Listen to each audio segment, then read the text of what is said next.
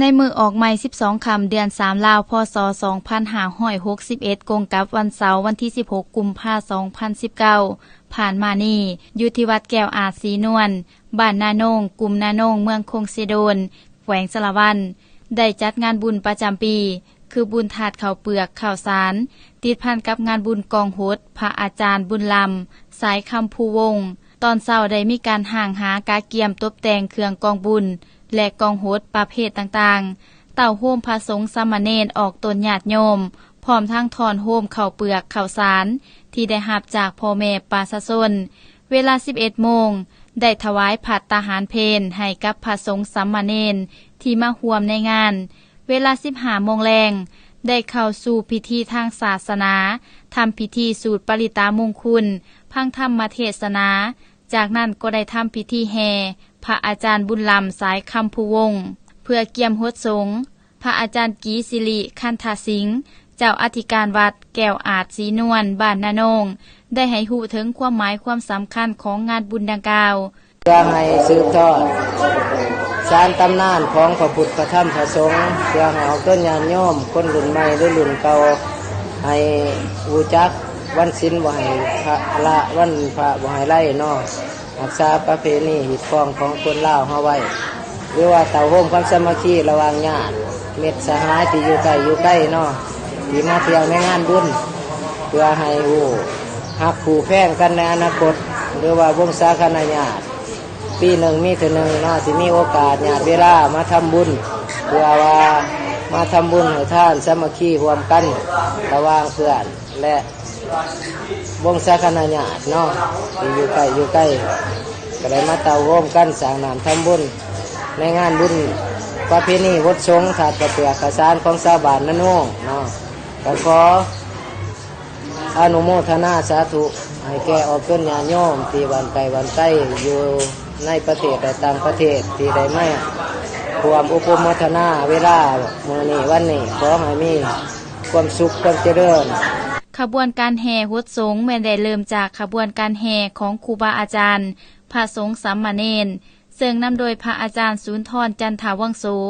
คณะองค์การพุทธศาสนาสัมพันธ์ลาวแขวงประธานองค์การพุทธศาสนาสัมพันธ์ลาวเมืองคงเซโดนจากนั้นก็แม่นขบวนเฒ่าแก่แนวโฮมผู้ทรงคุณวุฒิขบวนการนำของเมือง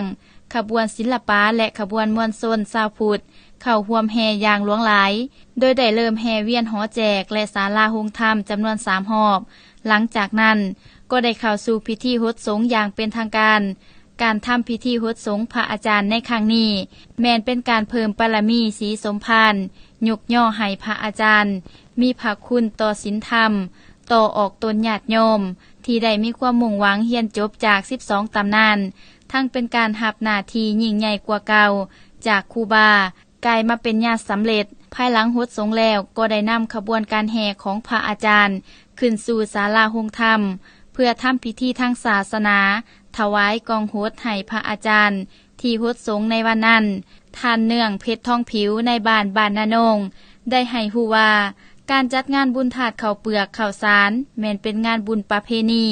ของชาวบ้านนาโนงที่เคยสืบทอดกันมาและได้จัดขึ้นในทุกๆปี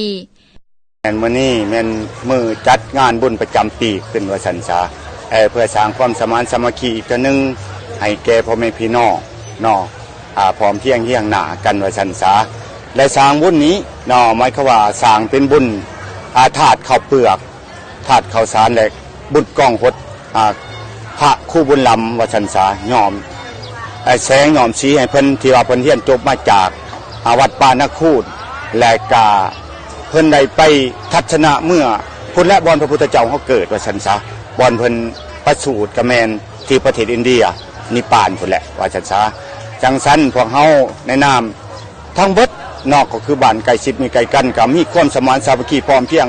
งหน้าให้เป็นหลักว่าซั่นซะเนาะแน่นหนามาแห่มาโหดเพิ่นแล้วก็รักษาหีดของประเพณีของบ้านเฮานี่ไว้ก็คือวัฒนธรรมของศาลลาวให้ยืนยงคงตัวตลอดไปว่าซั่นซะทั้งนี้ก็เพื่อเป็นการอนุรักษ์รักษาทางด้านวัฒนธรรมหีดของประเพณีอันดีงามของศาสตร์ลาวเฮาคือวันศีลบ่ให้ละวันพระบ่ให้ไล่หีดบ่ให้มองคองบ่ให้เศร้า ทั้งเป็นการเต่าโฮมและหัดแน่นความสมานสามัคคีของประชาชนภายในบ้านให้เป็นจิตหนึ่งใจเดียวร่วมกันสมทบทุนห้อนปฏิสังขรณ์สร้างวัดว่าอารามที่ยังบ่ทันสำเร็จให้กลายเป็นสถานที่บ่อนที่เพิงทางใจและให้มีความหุงเฮืองศรีวิไลเป็นก้าวๆตอนค่ำของวันเดียวกันก็ได้มีการคบงานตลอดแจ้งตามหีดของประเพณีมีการเสียงโศกเสียงซีมีหมอลำเลืองจากคณะหงฟ้าวาทศิลป์จากแขวงจำปาสักมาหับใส่ให้กับชาวบ้านนานงต่อมาในมือแฮม13 ค่ำเดือน3ลาว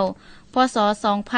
2561กงกับวันอาทิตย์วันที่17 กุมภาพันธ์ 2019ตอนเช้าได้มีการตักบาตรถวายสังฆทานพร้อมด้วยเครื่องสัญญทานต่างๆแด่พระสงฆ์สามเณรเป็นอันว่าสำเร็จพิธีและเลิกลากันในวันนั้น